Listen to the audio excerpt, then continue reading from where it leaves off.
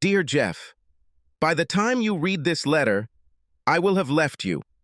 I know it's a little stupid to leave you a breakup letter, but I know there will be a terrible scene that I honestly just don't want to deal with. Call me a coward if you want, but I can't deal with the pain I know I'll cause you. You see, I got bored. I'm bored of living the same way we've lived for the last 28 years plus the 4 years we dated in college. I'm tired of you reading my mind and finishing my sentences. Even though I love it when you rub my neck or my legs in that special way, I just know that you'll do the right thing just by the way I sigh or the way I plop down in a chair or bed, and it's starting to bother me. It feels like I don't even have my own thoughts, and it's scary. I'm also tired of our boring sex life. Oh, I know that's the statement you'd object to the most. I know that 98% of the time I rejected your advances and abstained from sex until I was ready on my own terms. You have to understand that knowing you want me turns me on, and I like to be on the edge of sexuality for a few days before finding relief in release. And I know you wanted to be more adventurous, but I always see you as the father of my children, and the thought of him becoming sexually adventurous just seems inappropriate. He must be a fine, honest, conservative man. That's why I never did what you wanted in bed, although you passionately fulfilled all my sexual desires. I know this all seems hypocritical and selfish. It seems selfish because it is, and that's why I'm leaving. I need the thrill of the chasey, the excitement of a new lover, and you can never be like that again.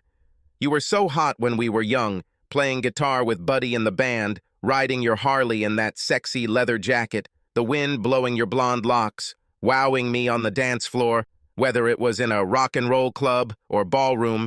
There were always beautiful pictures you painted of me and the children, but we grew old and became complacent in the way we treated each other. The rock band concerts have stopped so you can coach the football team. The Harley is parked in the garage, buried under the kids' sports gear in front of the minivan, and my knees just can't stay on the dance floor. But you still have such beautiful hair. But now the kids are grown, and I'm not comfortable with the minivan life you seem to have come to love. I assure you, I did not cheat on you, and you remain the only man with whom I have ever had sex. However, I have found men that interest me, and before I started cheating on you, I thought it best to break up with you. I couldn't bear the thought of disrespecting you in secret, Jeff. I always loved you too much for that. I'm sure our paths will cross again, but I never want to discuss this with you. I spoke with Sam and asked him to represent us in the divorce. He completed the paperwork, leaving you everything except my clothes and personal belongings, which I took out today. I even left you half of my pension and took on half of the servicing of our debts, minus the mortgage. It's only fair, and I want to be at least fair. Please shed your tears in private, so that when we meet at children's events, we can continue to avoid making a scene. But justice is justice, so if you want to respond in a letter, I promise to read every word and appreciate your parting thoughts. Love, Ellen. I read it over and over again, frozen in the spot in the kitchen where I had taken it. There were no tears yet. I was too stunned. There was nothing to indicate that this would happen. There was no expression of dissatisfaction, no hint of desire for more, no struggle, no hint of another man in her world. We touched, we kissed, we smiled. We did the little things that two people intend to grow old together. In fact, I've spent the last year trying to romance her, trying to rekindle our passions now that our youngest has moved away for good after graduating from college.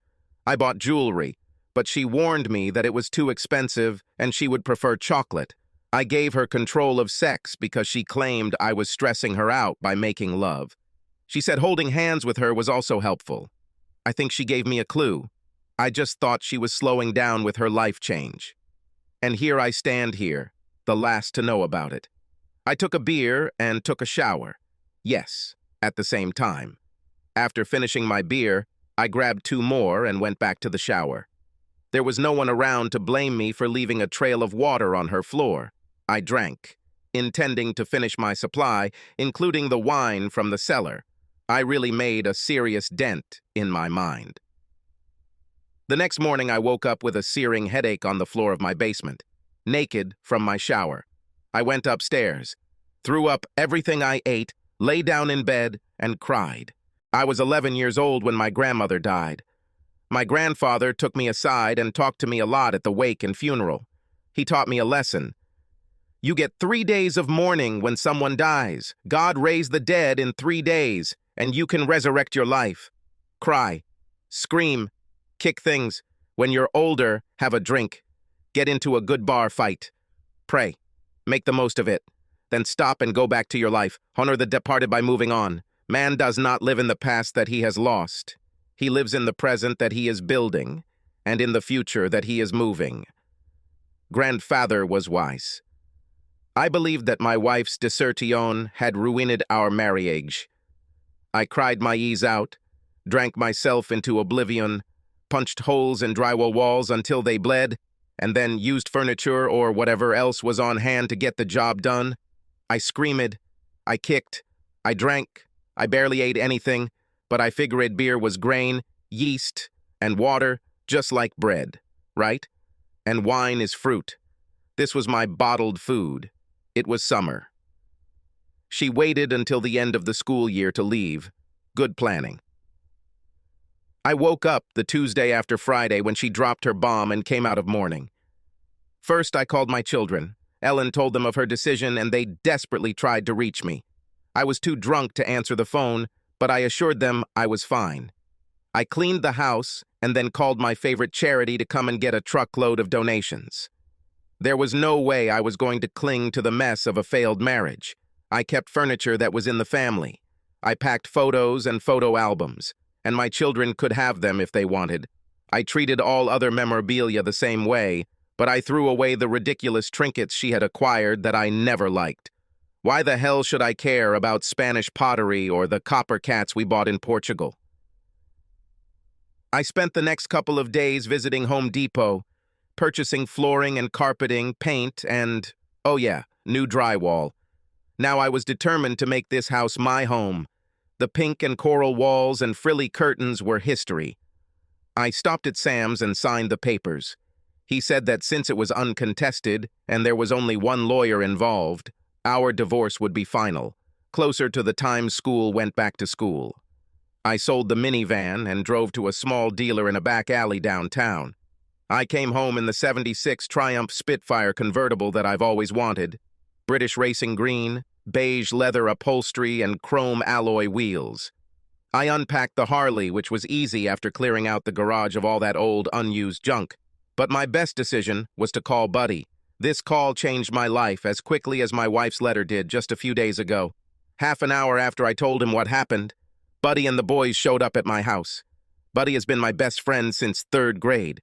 We started our group together, played ball together, went to the same classes, met twice at weddings. He was my best man. I was the best man at his wedding. The end of my marriage was a disaster in his eyes, and he couldn't let me go through it alone. Our band stopped playing years ago when life got in the way, but the people we became friends with haven't forgotten us. When I saw Buddy and the boys, there were a lot of guys there. We have played at weddings, parties, and picnics for many people. We often performed for cheap or for free because we liked the female fans who followed us from concert to concert. Goodwill breeds goodwill, and when everyone heard that I had trashed my place with the intention of turning it into my home, the gates of goodwill opened wide. Over the next 2 weeks, painters, carpenters, masons, plumbers, every type of tradesman you can imagine, fixed far more than my walls. Within a month, you wouldn't be able to recognize my house. It has been redone inside and out. The funny thing about a crowd of guys is, they come with a crowd of girls. Their wives and girls dropped by to watch Jeff's house and soon began bringing their single girlfriends to Jeff's love life. No one was aggressive in their matchmaking attempts. It was too early for that, but it was obvious that the seeds had been sown, and soon I was dancing and partying 2-3 nights a week. There were impromptu barbecues and parties at my house, and I was never short of company, even though I didn't really want to get into a relationship before my divorce was final. Buddy suggested reforming the group. In fact, he had already gone out and given concerts in some clubs whose owners were old friends. Before the fresh paint was dry in my house, Buddy and Jeff debuted at Jimmy's and took over Friday nights. He booked us on Saturdays at a small dance club in town and Sunday nights at a popular seafood restaurant on the water. We sounded like we never stopped playing. We've all been at the same place in our lives where our kids either moved on or didn't need us anymore. We all looked pretty good and we all wore our own hair, except Ronnie, our drummer. We hit it off big time. Our fans were happy to come out of hibernation and hear us again. My sons visited me at every opportunity, helped with repairs, and even went out with the group from time to time. I strictly ordered them not to tell their mother anything about me, and if she asks, to tell the truth. Dad was very upset, but he moved on and everything is fine. My daughter, who lived in Australia with her fiancé, received similar training. My children have been kind to me and I have always trusted that they respect my wishes.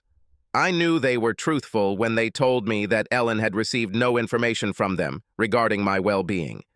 I also spent time combating loneliness by strengthening healthy habits, improving my diet, and increasing my exercise. I never allowed myself to get out of shape, but now I swam vigorously in the pool and did not forget running and cycling. Every evening, even before going to the concert, I trained. I remade my home, my social status, my activity calendar, my relationship with my children, and my body within a month of Ellen leaving. I think it's time to answer her letter. After all, she asked for it, right? Dear Ellen, thank you. You were right. Goodbye, Jeff. I sent her an email. Short and sweet, that says it all. I didn't have her new address and didn't really need it. Someone tried to tell me that she slept with some handsome guy, the same age as my daughter, who drove a luxury car and was a very pleasant conversationalist. They were seen together on the shore, in clubs, and on the beach. Whenever someone told me about her, I politely replied that I didn't want to hear it. But we had many friends, and these little pieces soon came together to paint the picture of a hot September-June romance. Maybe in October-June. November. May? It didn't matter to me. I really wanted the best for her.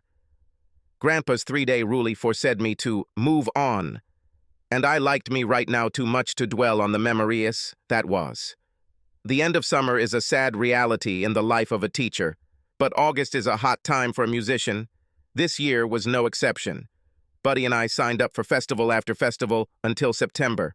On Labor Day, we played 2 to 3 times a day. Due to my busy schedule, I was unable to read her email response. I didn't ignore her, I just thought we'd exchange one letter and move on. After all, that's what she wanted, right?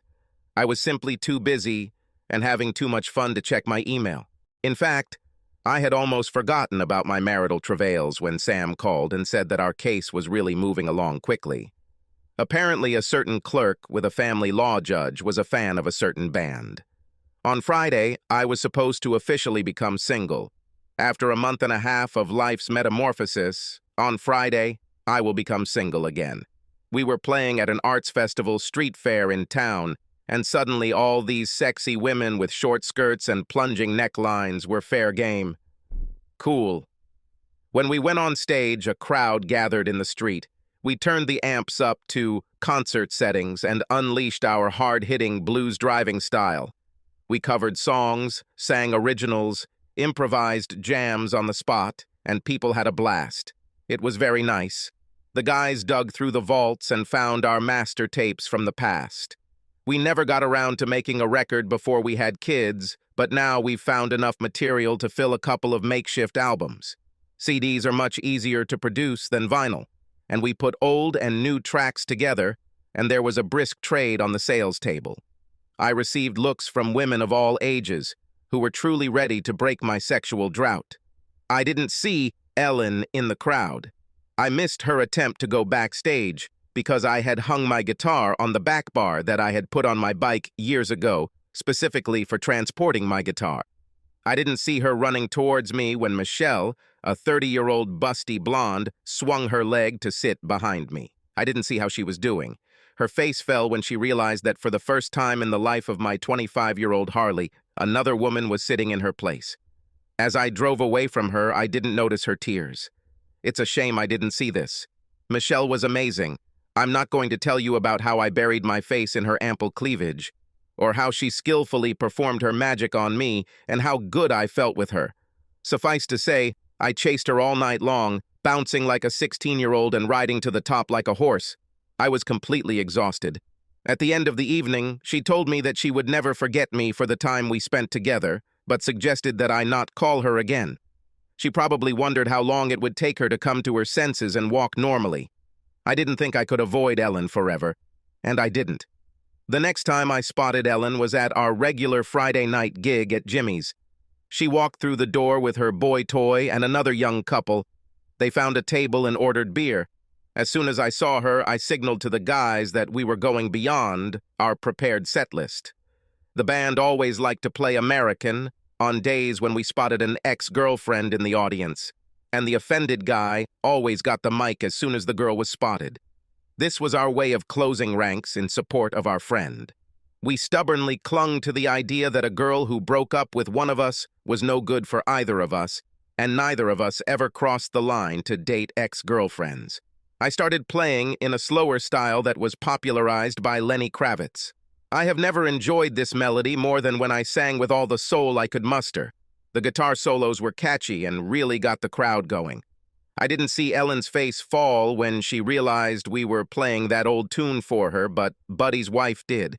She later told me that tears came to her eyes when I sang the lines, "Stay away from me," and "Come on, leave me alone," and she cried at, "Don't knock on my door, I don't want to see your face anymore."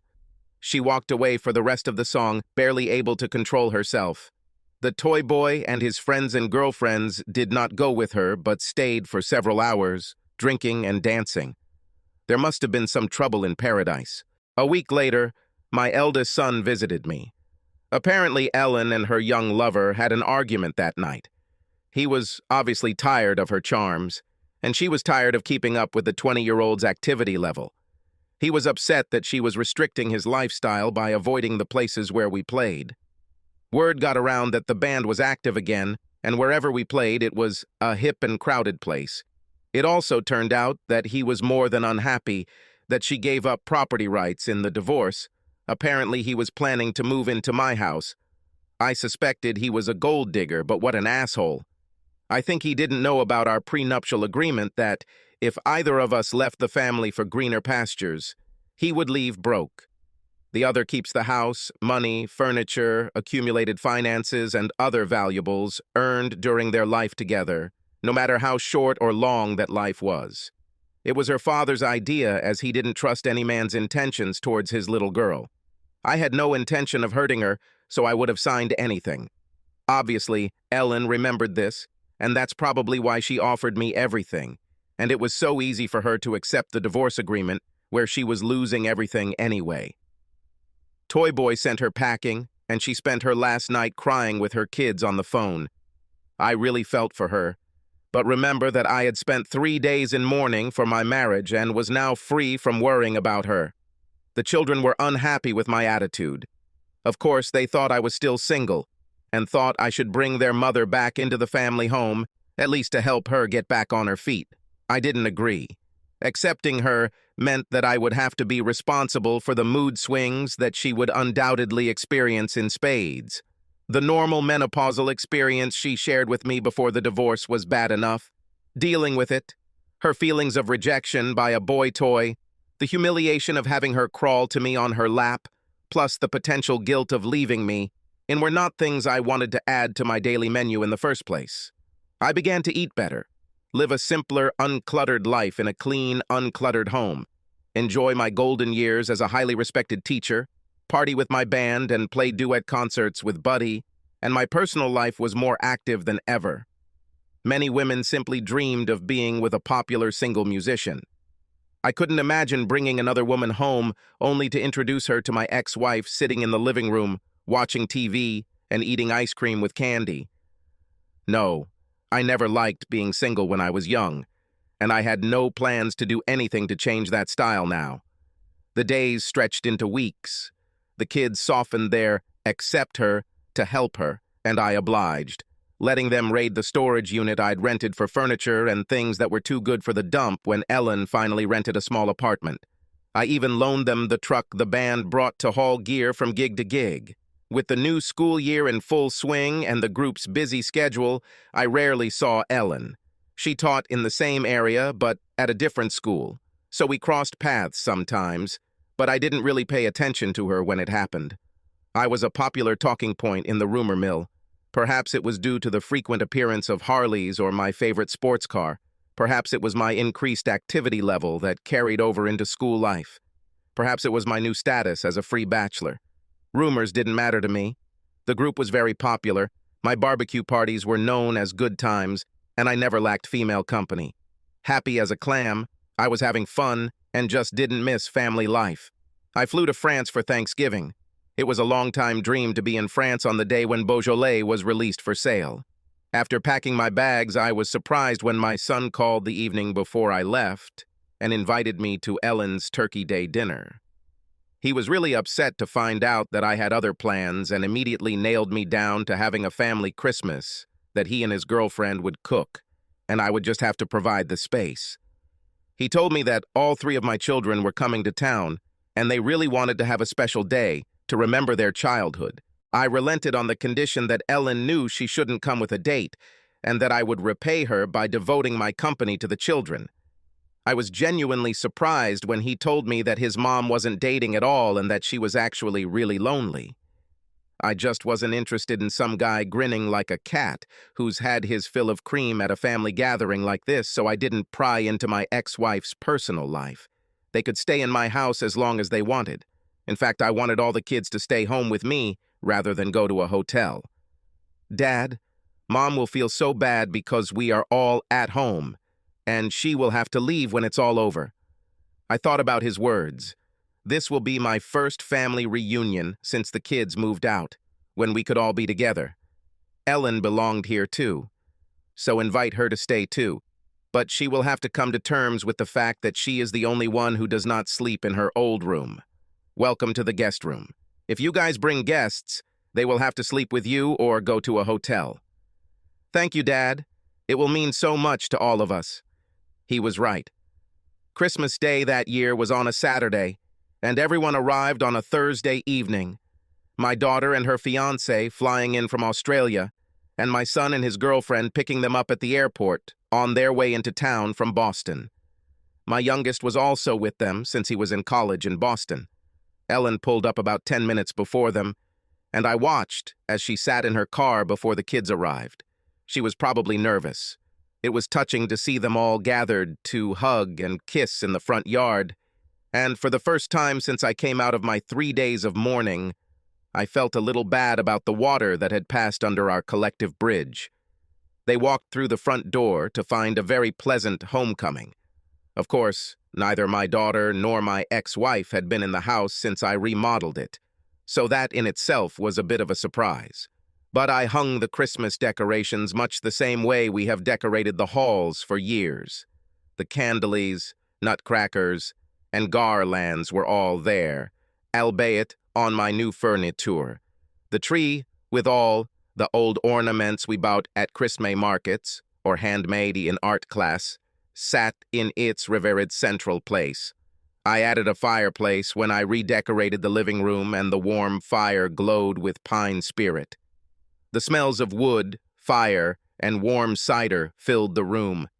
Plates of cookies and fudge stood in every corner, and the table was set with fine china that Ellen's grandmother had given us as a wedding gift many years ago.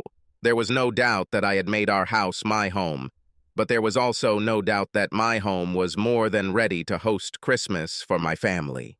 My family. It seemed strange after everything that had happened, but they truly were my family. The children, although grown, were still my flesh and blood, and although I was divorced, my ex-wife held the key to my heart for most of my adult life. When they looked around, there was great bustle and delight. I restored the kids' bedrooms to much the same style they grew up in, except I toned down the hot pink in my daughter's room to a more mature, soft pastel shade. I also replaced their old single beds with comfy double beds, managing to coordinate the new headboards with their children's desk and dresser. The spacious guest room was converted into a studio, complete with a drafting table by the window, instruments, amplifiers, and recording equipment needed for music. I extended one side of the first floor, opening a small library into a large room with a TV and pool table. The living room was furnished with a large new fireplace on which hung brand new Christmas stockings, one for everyone, including Ellen. The children noticed the stockings and froze, looking at each other with a devilish gleam in their eyes. As one, they broke the silence and rushed for the stockings. As they did, I saw the years melt away from their bodies, and suddenly they were little children again, flying headfirst in the joy of Christmas. Maturity regained its dignity when the older two also took their partner's stockings and returned them, muttering separate tales of childhood memories that the stockings brought back. It was our responsibility to lovingly decorate small, inexpensive gifts and treats to fill stockings before we moved on to the main gifts, under the tree. Soon they were all nibbling on cookies and chocolate and trying on ridiculous new socks that could only be worn on Christmas Day. "But Dad, your stocking is empty." "We didn't know, so we didn't take anything with us." I grabbed a stocking from the mantelpiece and looked inside. "No, you filled it. You are all here, reminiscing, laughing, playing. Now you are filling it with the essence of Christmas. You fill it with your love." There were a few hugs and kisses as we all wished each other a Merry Christmas. Ellen lingered in our embrace a little longer than expected of an ex-wife, but not as awkwardly, and for a while it felt like we were still one big, happy family. The children realized that there were probably gifts under the tree, and the giddy feeling of children's Christmas celebrations washed over them in an instant. We exchanged gifts, the feast was sumptuous, and after the dishes were cleared away, the guitars appeared and we had our usual Christmas time. It was already late, and we began to go to our bedrooms. Ellen went to the hallway closet to grab her coat. "Thank you for being so nice to me today. I really appreciate spending Christmas with you and the kids. I know I should blame myself, but of all the things I've given up, I miss family time the most. Well, the children have already grown up and live on their own. It would be just as rare if we were still together." "I know. But I also miss that family time that you and I had. You know, family time of two. I guess I'm finally trying to tell you that I'm sorry. I really ruined a good life for both of us. Don't blame yourself. We always told the children to follow their dreams, to be happy. That's exactly what you did. We still have a good life. It's just different now." She looked at me incredulously. "Are you saying that you have so little regret about what we had? After today, do you feel nostalgic at all? Do you regret what we lost? Ellen, we had a wonderful day today. What have we lost? We lost each other. I lost you, and I will never forgive myself for this. Don't you care?" Now she was crying heavily. I hugged her and she completely broke down. I cried when she left, but I was sad that it happened to her now, on Christmas. When she finally calmed down, I reminded her that when we were dating in college, she broke up with me. She was afraid that we were getting serious too soon and wanted to take some time to think about whether she really wanted to spend the rest of her life exclusively with one guy. I told her how hurt I was that she left me, but that I would never want to be completely with someone who didn't feel completely committed to me. I told her I gave my marriage one of the 3-day mourning periods and came out the other side, ready to move on with my life. She was a wonderful part of my life today, and I thanked her for that. I was calm, and that stopped her from crying. I invited her to stay the night, pulled out the bed in the studio and gave her my t-shirt and robe so she could walk around the house. I heard her sobbing when I came back upstairs after locking the house, and I didn't think she would sleep much. However, I slept like the dead. The next day was a continuation of Christmas, and Ellen was delighted when we all begged her to stay the whole weekend. We didn't talk about our past again while the kids were there, but I recognized the looks Ellen gave me when we were married. I saw "I love you so much," and "You are wonderful" smiles. I even responded to a couple of glances with "Hug me" and "Can I kiss you?" We read each other's minds, just like we did when we were married. At the table, she poured herself coffee, and I added the right amount of milk. I was buttering my pancakes and looked over to see that she had applied just the right amount of maple syrup. We finish each other's sentences. However, we slept in different rooms. The kids all left together, and my daughter planned to spend time with the boys in Boston and then head to Vermont to ski. This left Ellen and I alone in the house we bought together. I lit a fire, and she opened a bottle of wine. We sat and talked. We reminisced, joked, and then became serious. I was so stupid, so wrong, and so cruel. I know I can never make it up to you, and I don't expect you to forgive me, but I want to say that I'm really sorry. I want to at least be friends again. You were not only my husband, you were my best friend, my advisor, my most trusted colleague, my partner in crime, and I miss it all so much. I looked at her, smiled, and the dam broke. Ellen has a way with words, and she has woven a masterpiece of conversation with one person. She told me about how bored she became, although she now realizes that she cut herself off from me to create the vacuum of passion that we experienced together. She told me about the excitement of meeting a young forest boy and the allure of a secret love affair. She told me how easy it was to turn me into a monster when she was being monstrous herself. Her story was one of acts of betrayal accompanied by rage that I had not fought for her, that I had been indifferent and had simply let her go. She told me how jealous she was of my life when I landed on my feet and returned to the lifestyle I liked when we met, especially when she saw some pretty young girl riding in her place on the back of my Harley. Jealousy turned to rage as she saw me with girl after girl, offering something else that Ellen felt was superior to what she was giving me. Her emotions plummeted when the divorce was final, and she discovered that her boyfriend only dated married women until they became single and then dumped them. He seemed to enjoy spending their husband's money ever since his father, an old-school conservative who strongly disapproved of his son's destructive ways, disowned him, and withdrew his trust funds. She found no other perspective after the breakup. It seems that good men suitable for her age were either already taken or did not want to take seriously a woman who cheated on her devoted first husband. There were plenty of men who could buy her a drink, dance with her, or climb into bed with her, but none who wanted a serious relationship. Young guys were happy to date her after all. She looked hot and oozed sensuality when she wanted to flip that switch. But they definitely didn't want anything to do with a long-term relationship with someone who was going through menopause. It is difficult to start a family in such conditions. I listened to her chatter until she became exhausted. I poured each of us a glass of wine and handed it to her with a smile. Yes, judging by what you said, you were quite stupid. But you don't have to make amends to me. Like I said, you followed your dreams, and I loved you enough to allow it. It's a pity that I don't have a photo of her face at that moment. She clearly didn't expect me to link my reaction to my love for her. I really forgave you almost immediately. How could I keep you in my marriage when you wanted to leave?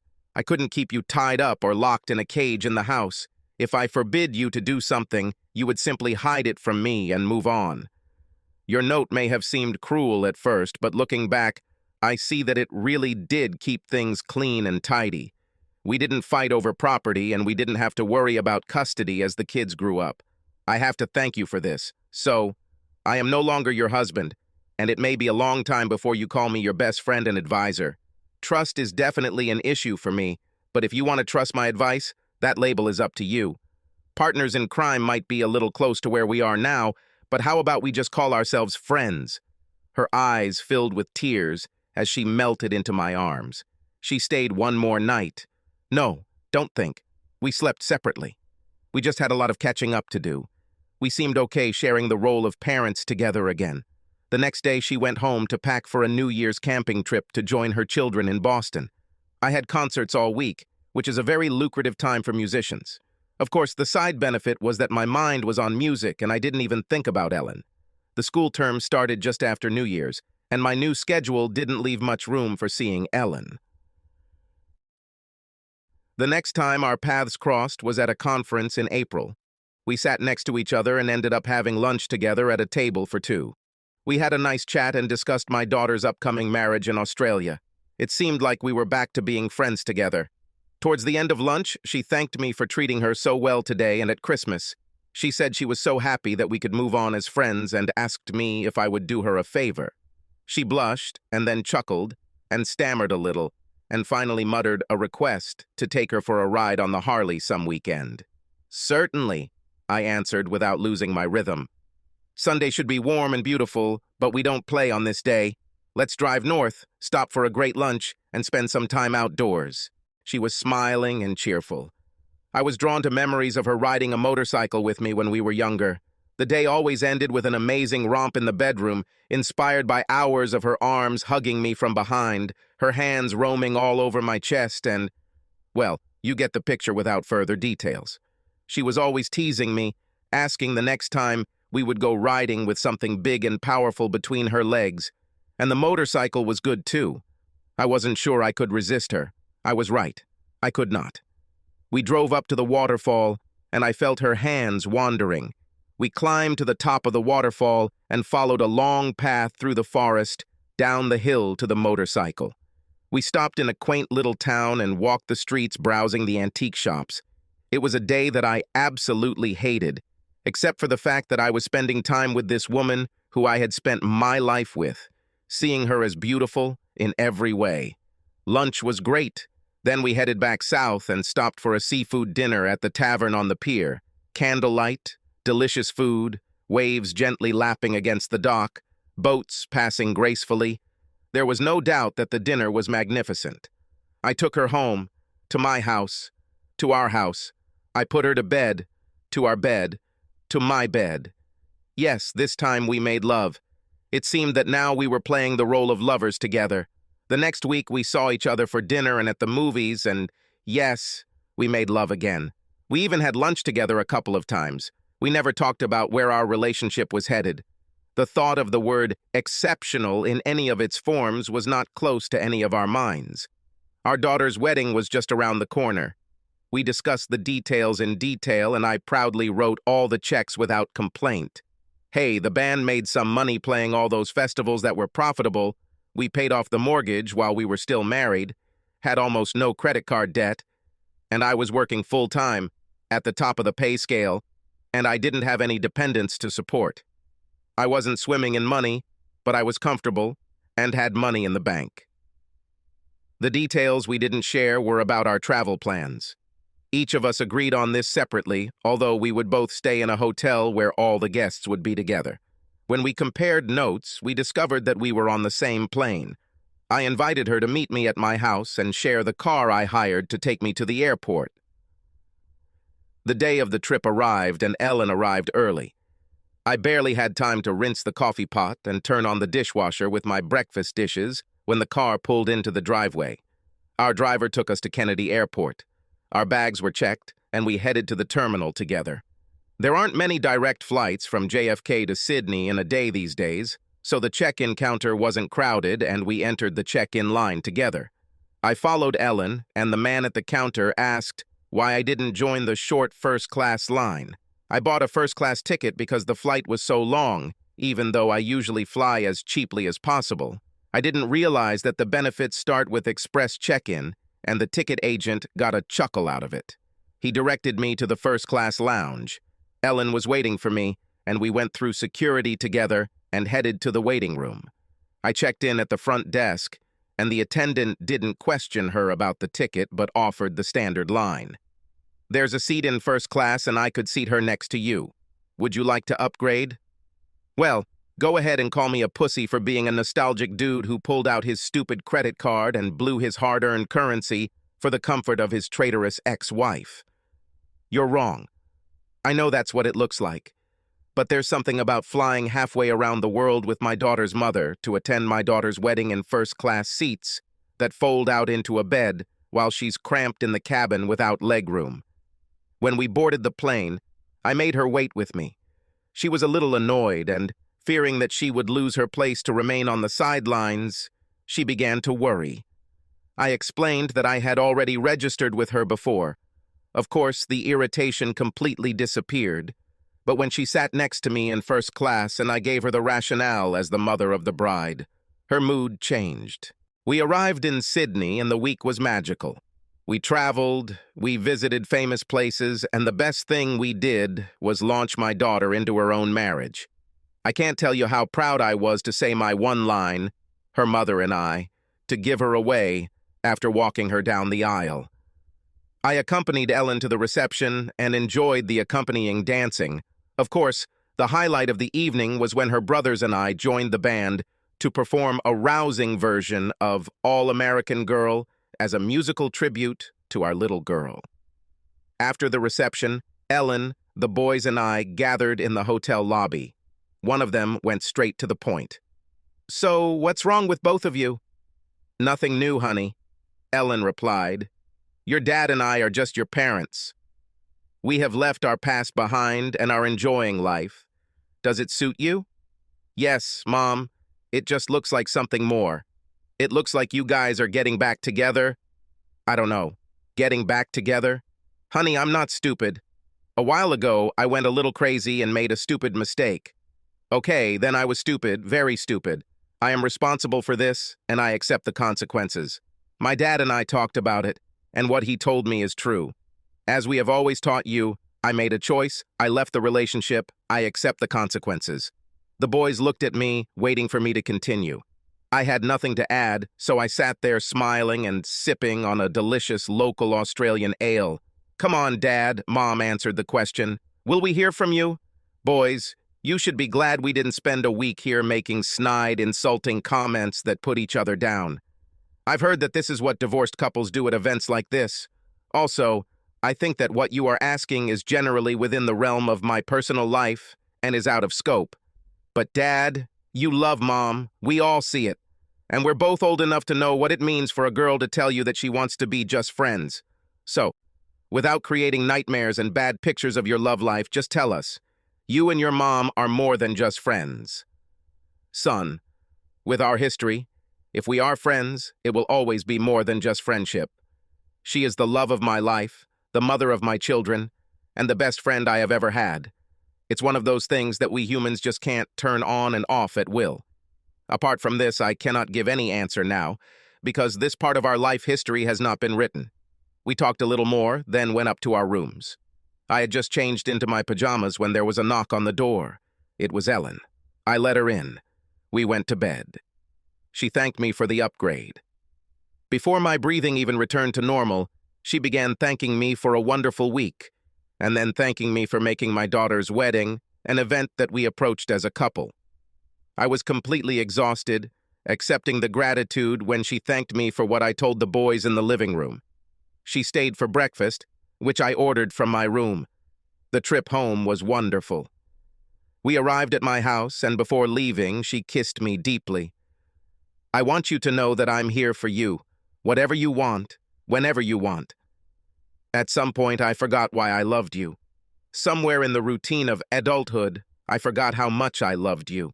Leaving you was the biggest mistake I could ever make. I threw away the most precious thing I've ever owned. Hurting you will always be the biggest regret of my life, and I wish I could just turn back time. Anyway, anytime, just let me know. Do you want a friend to play tennis? Call me. Need a fan? Support the singer? I'm your girlfriend. Need a lover? I'm your woman. Have sex? Insult me? Make love to me? I'm here. I need to cook food? I'll cook it. I will clean, fold your laundry, wash the dishes and windows. I will never ask or expect exclusivity. I know I have given that up. But if you ever ask, the answer is yes. Boyfriend, girlfriend, lover, wife, just ask. Thank you for being you've been so wonderful, and if you ever decide to move in with someone else, count on me to let her know what she's got and that she better make you happy or I will wait. That's very kind of you, Ellen.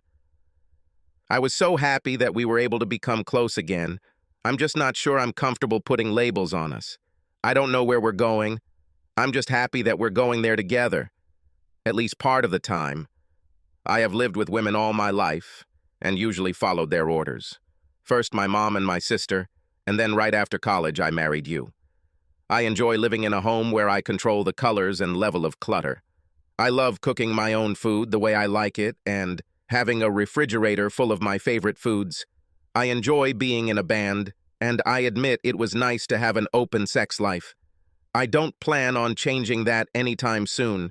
Do you remember the note I wrote in response to your letter? Yes. You wrote that I was right, thanked me, and said goodbye. You didn't even sign it with love. I meant every word in that note. You were right. We were tired and needed a change. The words of gratitude and farewell were sincere.